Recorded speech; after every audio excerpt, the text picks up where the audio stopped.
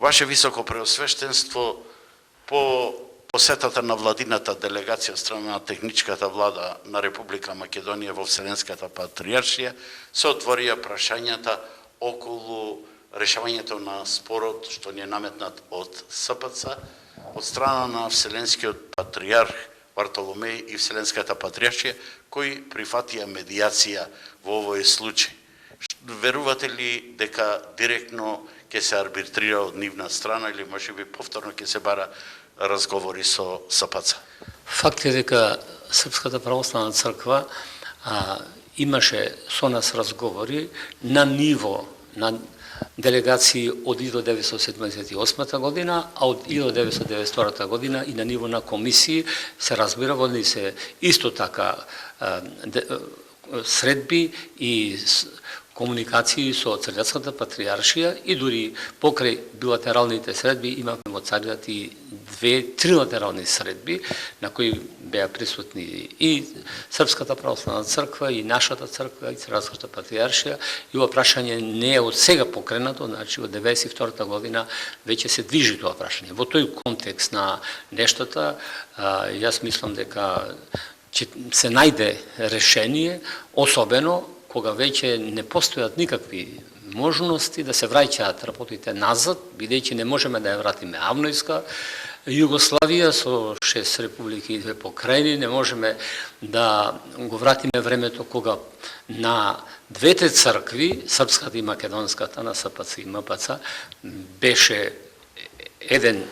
патриарх кој ги обединуваше двете цркви, а покрај тоа имавме ние свој поглавар, кој важеше за поглавара нашата црква во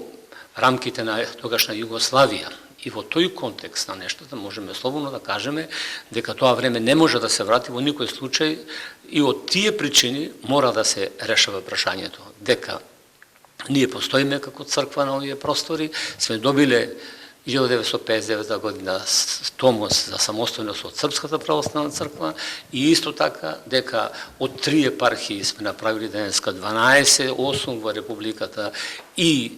4 во диаспората, имаме богословие и богословски факултет, така што сме ние комплетни во секој поглед што се однесува до функционирањето на една помесна црква која беше цело време во изолација и така натаму. Значи, контакти се направени и со сите помесни православни цркви, со мали случоци и на крајот на краиштата ова прашање, мислам, е рак рана на православието.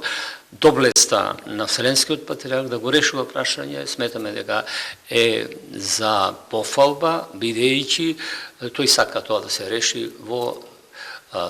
контекст на каноните, зашто се знае дека од 7-миот Вселенски собор наваму сите помесни православни цркви автокефалија добиле, односно тому за автокефалија добиле од Вселенската патриаршија. Значи очекувате без преговори со СПЦ? Очекуваме и со преговори да биде, како што беа веќе тие 2 трилатерални средби, но да се реши прашањето, бидејќи е покренато прашањето и сега само се очекува званична покана од Црквата патриаршија за нашата црква да присуствуваме таму на решавањето. Реакциите на Руската православна црква дека може би станува еквивалент со решавањето на автокефалијата на Украинската православна црква. Руската православна црква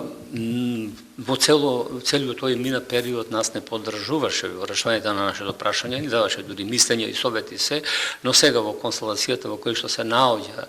Руската православна црква во контекст со таа поделба што е направена со Црквата патриаршија,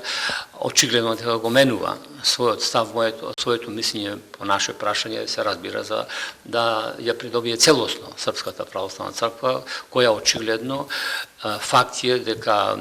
поделена е по тоа прашање. Дел од архиереите на СПЦ, од оно што го гледаме и слушаме во јавноста и така натаму, е со Црквата патриаршија, тоа се гледа и од прославите што ги правеа по повод 800 години од автокефалноста на Српската црква и исто така во тој контекст очигледно дека е прашањето дека еден дел, не знаеме кој поголем или помал дел е со Руската православна црква и сметаме дека ово прашање наше ќе се реши. Значи, одлучноста и доблеста на Вселенскиот патриарх за нашето прашање да се реши. Ние го поздравуваме и очекуваме поскоро да бидеме поканети од Царската патриаршија званично на овие разговори,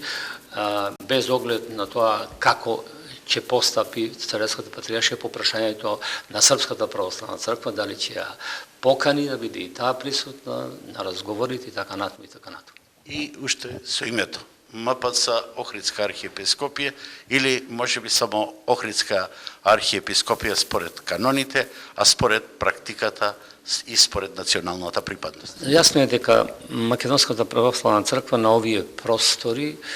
на нашата Република Македонија и општо на македонските простори има апостолски авторитет, дека овде на овие простори постоеле две цркви автокефални, прво Јустинијана прима, која била присутна, односно незиниот основач Јустинијан, светиот цар Јустинијан, го свикали Петиот Вселенски собор, и дека на овие наши простори на Република Македонија постоела и Охридската архиепископија, од кој идентитет ние не можеме ниту од едниот ни од другиот да се откажеме, а во контекст на тоа дека сите поместни православни цркви скоро со мали случаи на овие простори во Европа, да речеме, па и тука на Балканот и пошироко, ги добивале своите имиња, односно своите имиња си ги поставале според својата земја и нација, и во тој контекст и ние според нашата земја ја имавме Македонската православна црква како Македонска православна црква, призната од Српската православна црква со тоа име. Јас ви благодарам за одвоеното време и ви посакувам многу успех. Благодарам јас на поканата да бидам на ова интервју што го правиме за